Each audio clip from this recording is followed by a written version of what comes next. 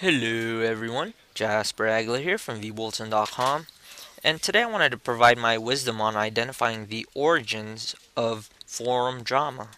Having been an administrator in a number of vBulletin powered forums, including a decently large psychology forum, I've become sort of as a connoisseur, as you will, in identifying forum drama. And forum drama, in my opinion, is the most difficult aspect about running a forum.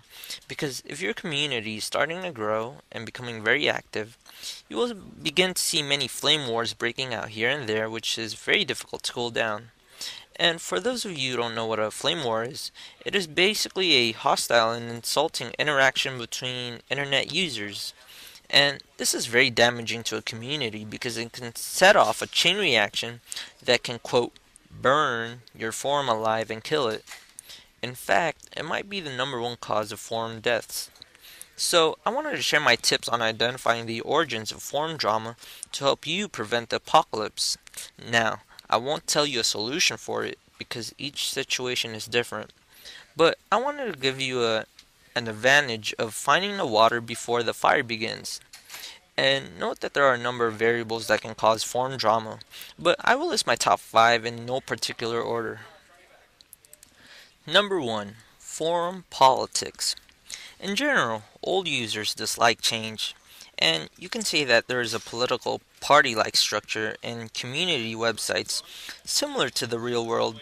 We have the conservatives, the liberals, and independents.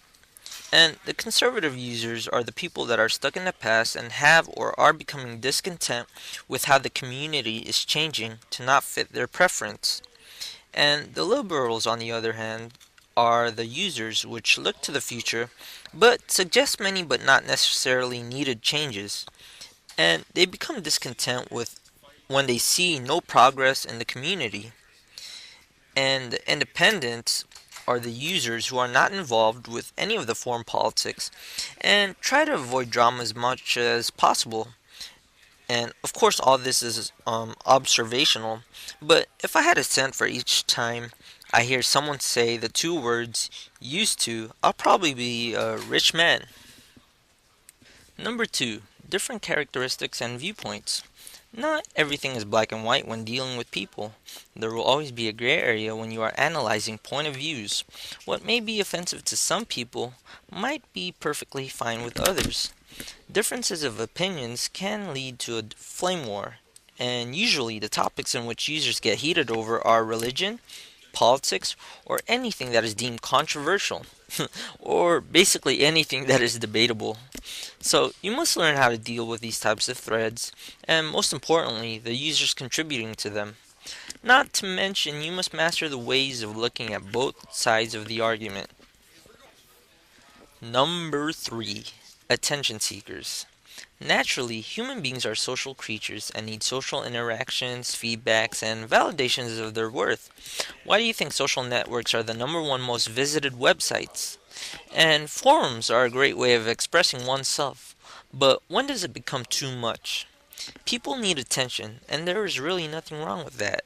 But when you start seeing people do it in an immature way, such as creating a thread to receive negative reactions, bringing in events that occurred in the past and trying to revive it again, or trying to rally up the other members just to make themselves look like the leader, then it will become a problem and a nuisance for you and your forum. So try your best to quell users from posting narcissistic threads. Number 4. Clicks. I know this sounds very high school, but let's face the facts. Forums, especially young ones, are very susceptible to having a gang or clique mentality due to how the medium is set up. Look, interacting with people on a daily or weekly basis will eventually, over time, create a bond between these members. And when these members start becoming real close, they might start becoming hostile to newer or even older members. And this will become a great concern for you because the bigger the clique is, the more likely they'll have a bigger influence on your forum. So it is imperative that you identify these cliques and determine how you'll deal with them. And I just wanted you to note that clicks are not necessarily a bad thing. They can offer your community a lot of valuable content and help your community grow.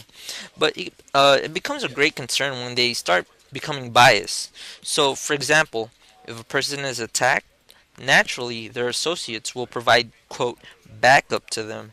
So it comes to no surprise that who are in cliques become biased when it comes to friends and families. And as much as people state that they are not biased, when there are family and friends involved, many will ignore facts and replace them with illogical arguments. And as the administrator of your community, it is your job to make your forum as friendly to both newer and older users as much as possible. Number 5. Trolls and Devils. From Wikipedia, troll, someone who posts controversial, inflammatory, irrelevant, or off-topic messages in an online community, such as an online discussion forum, chat room, or blog, with the primary intent of provoking other users into an emotional response or of otherwise disrupting normal on-topic discussion. And trolls are born from the crazy in all of us. And there are even creatures worse than trolls, and I call these creatures devils.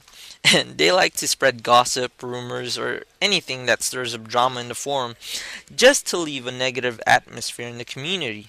So grab your banhammer and destroy these creatures. So, I hope this video tutorial taught you a little something in identifying forum drama. And my intention here was to help you prevent these events from occurring. So, try your best and find creative ways to deal with this dilemma. And anyways, if you've enjoyed this video, please subscribe and check back for more. We will constantly add new videos to our channel. Enjoy!